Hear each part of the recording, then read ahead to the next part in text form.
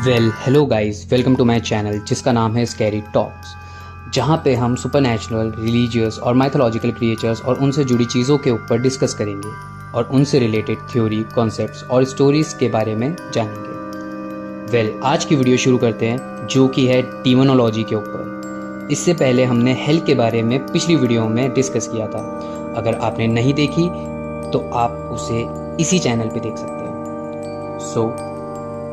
हमें ये तो पता है कि इंसान जब समाप्त हो जाता है तब वो या तो हेवन जाता है या हेल, और ये सब उसके पाप या पुण्य पे होता है। पर जब वो हेल जाता है तो वो अपने किए गए पाप का पश्चाताप करता है। पर आपने कभी सोचा है कि हेल में जब हम जाते हैं तो हमें पनिशमेंट कौन देगा? और अगर हम अपनी फिजिकल फॉर्म में हैं ही नहीं तो फिर हमें दंड फील कैसे होगा? इन सब का जवाब डीमोनोलॉजी में है, जो कि स्टडी है डीमंस की। हाँ, आपने सही सुना, डीमंस की स्टडी। हेल में कई अलग अलग डीमंस होते हैं और इनके कंसेप्ट अलग अलग धर्मों में अलग अलग हैं। जहाँ कहीं इन्हें फॉलन एंजल्स बोला जाता है और कहीं इन्हें इविल स्पिरिट्स या जिन और अलग अलग नामों से बुलाया जाता है। डीमोनोलॉजी टर्म जो है वो ग्रीक वर्ड से आई है, जिसमें डायमोन, जिसका मीनिंग स्पिरिट और डिवाइन पावर होता है, और लॉजिया, जिसका मतलब स्टडी होता है। चलिए अब हम बात करते हैं डीमोनोलॉजी इन डिफरेंट रिलीजन्स के बारे में। Christianity, Islam, Hinduism and Buddhism में डीमोनोलॉजी को अलग अलग कंटेक्स्ट में देखा जाता है। जहाँ क्रिश्चियनिटी में demons are often seen as fallen angels, जो कि रेबल थे अगेंस्ट गॉड, वो भी सेटन के साथ, जो कि उनका चीफ था। डीमंस या फॉलन एंजल्स जो होते हैं वो इंसानों को पाप या सिन करने के लिए उकसाते हैं, और कई बार तो ये भी देखा गया है कि वो खुद ना आके इविल स्पिरिट से इंसानों को पोजेस कर लेते हैं, जिसके रिजल्ट में एक्सोर्सिज्म करना पड़ता है, जो कि ईश्वर की प्रार्थना है जिससे इविल स्पिरिट को इंसान से अलग किया जाए।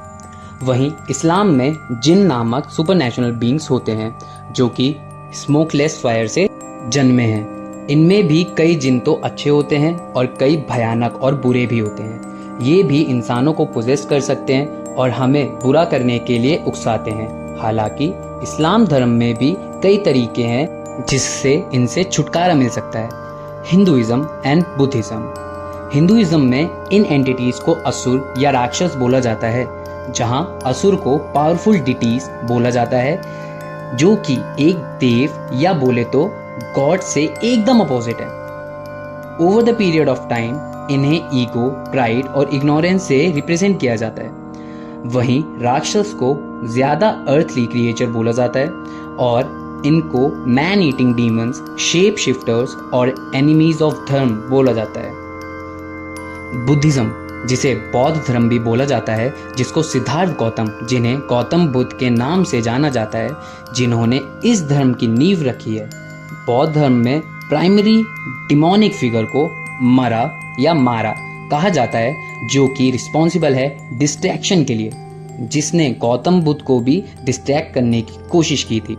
मारा को रिप्रेजेंट किया जाता है डिजायर, फियर एंड इल्यूजन से।